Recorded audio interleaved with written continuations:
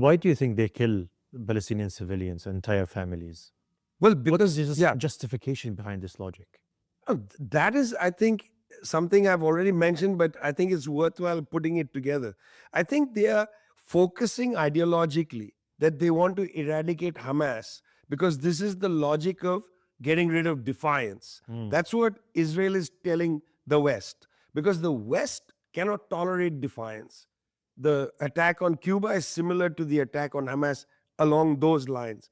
Don't permit defiance because defiance can be contagious. Israel's military actions in Gaza are often framed as a fight against Hamas, which is labeled as a threat to security, but at its core, it's also about crushing defiance. Maybe apparently the world can't handle resistance. It's like a bad episode of Defiance, a global edition. Anyone who dares challenges the status quo gets wiped off the map. And sure, it's a bit like the US dealt with the Cuba, stop defiance before it spreads. The problem though is that in the process, innocent Palestinian families are caught in the crossfire. It's a classic case of let's get rid of the problem by making it worse. My name's Z. Let's sit back and watch Vijay Prashad shine some interesting perspective from his historical studies. That's what they're telling the West. But what, in fact, the Israelis are doing is pretty straightforward.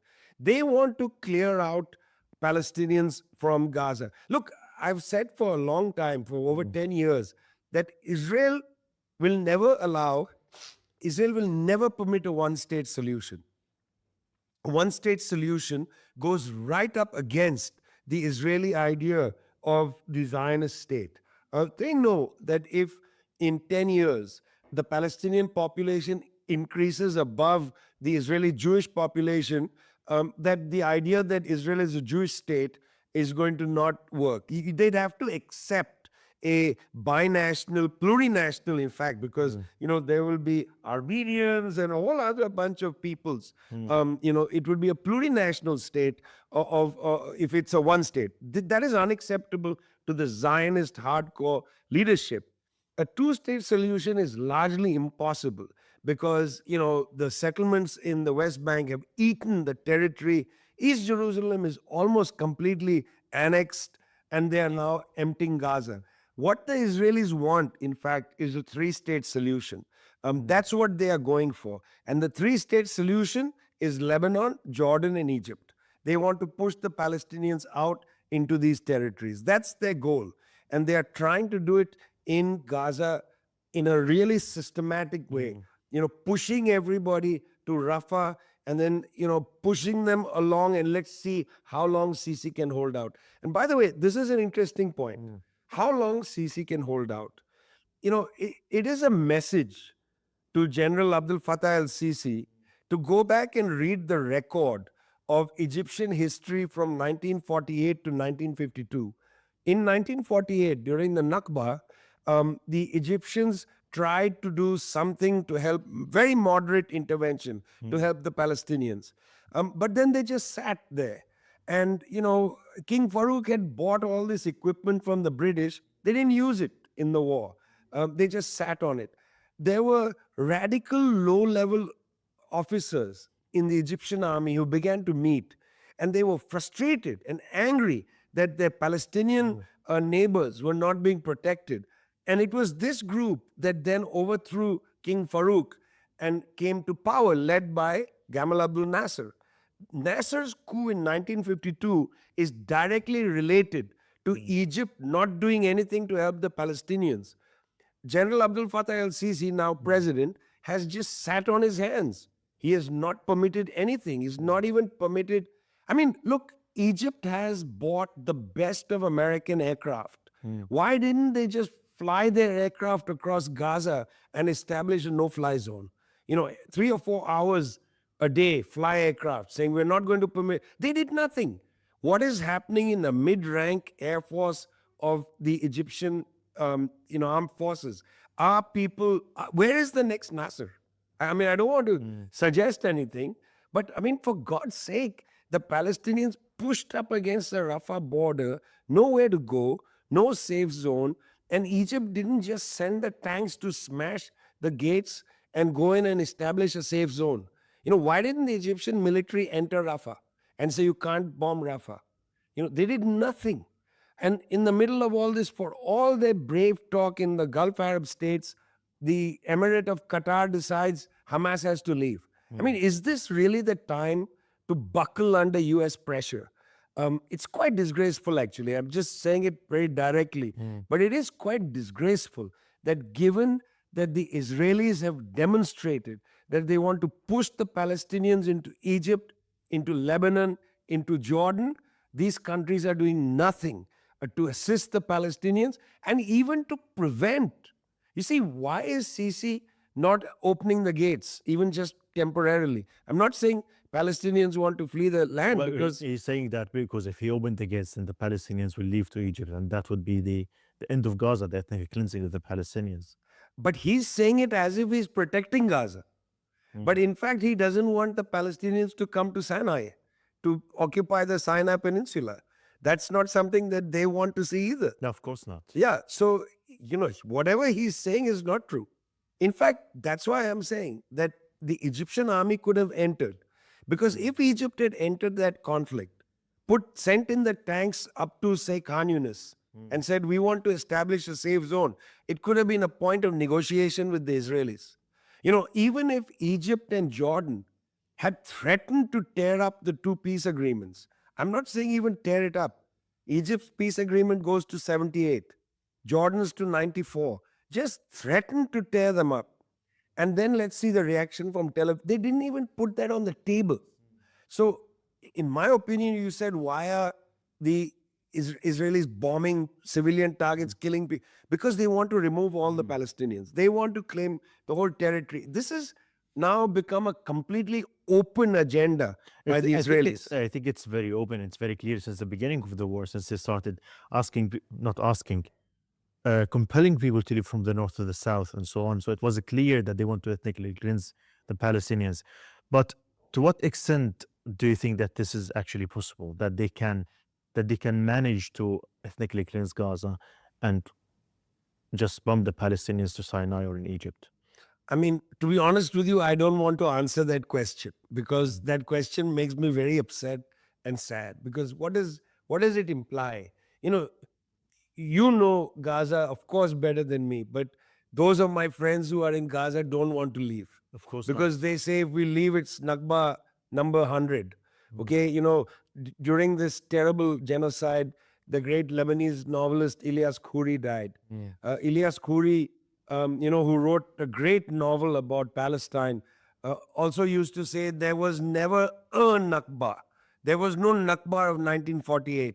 There is a permanent Nakba. That concept of the permanent Nakba stays with me. Yeah. So people say we don't want to leave because the permanent Nakba means we can never come back. And so if we accept that, and if people are not going to leave, if tomorrow the Egyptians by some strange thing open the gate and people say we still won't leave, will the Israelis kill them all? Right now the world is not stopping the bombing. So then the answer to your question is, well, they'll just kill everybody. They'll kill everybody. I mean, the other day I was explaining to some people, if you've never been to a war zone, there are two elements of war that are often neglected, in terms of explaining to people. One is the noise.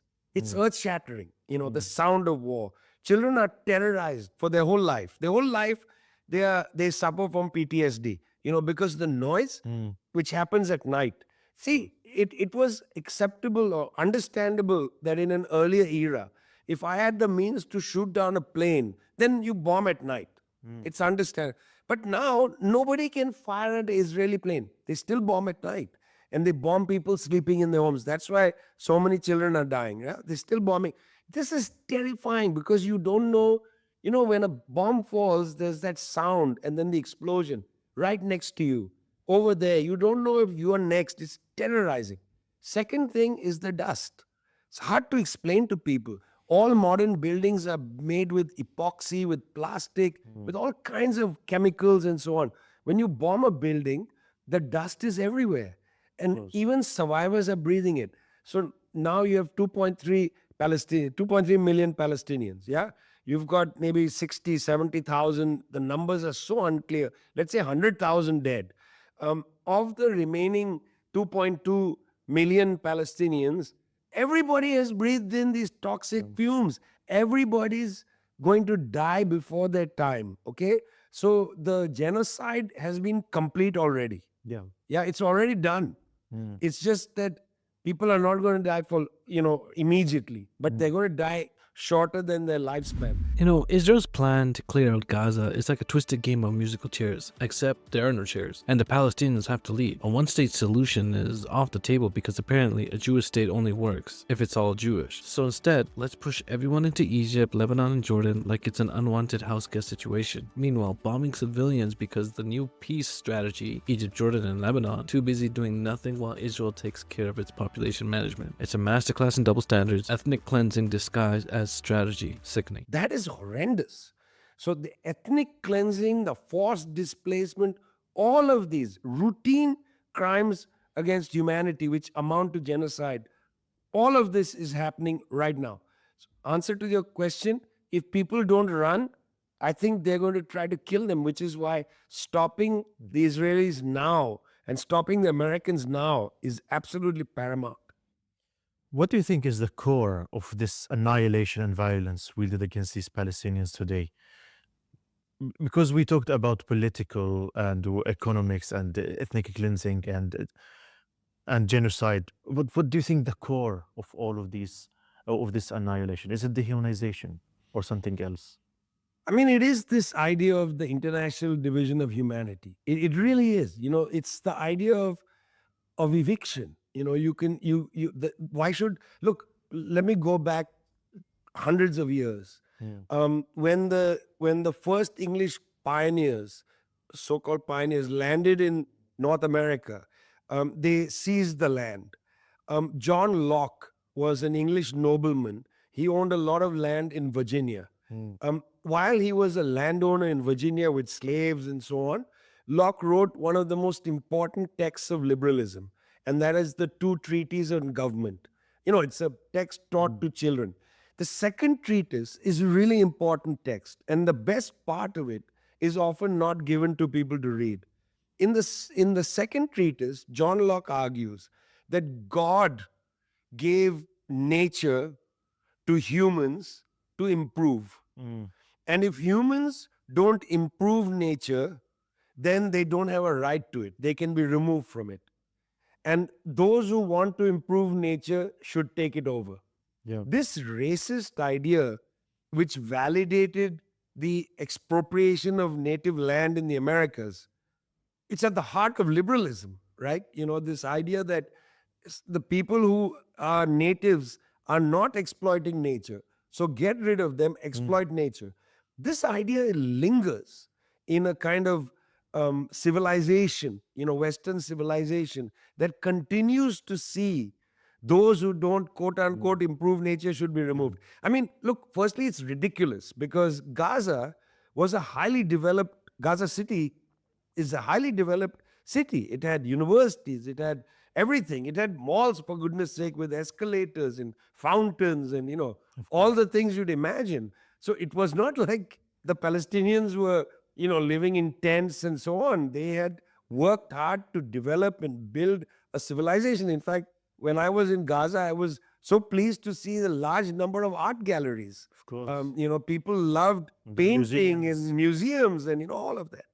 But they still managed to convey to people outside that Gaza is a refugee camp and the Palestinians there are living like savages. And therefore, let's remove them all and build hotels, resorts, coastal property Israelis. for the Israelis. Not for the Palestinians. No, not for because the Of course not. Palestinians don't know how to do that. That's the They implication. don't deserve to live. They don't deserve to live because they can't live like, people on that other side of the international division of humanity. And by the way, they are saying it directly.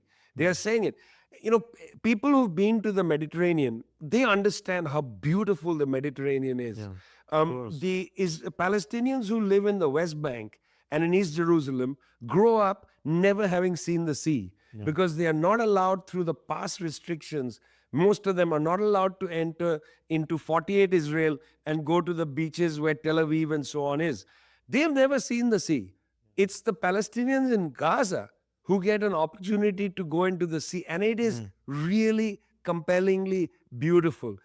Children playing football on the beaches of Gaza, an Israeli plane flies over them and 5 little boys are mowed to death while they play football.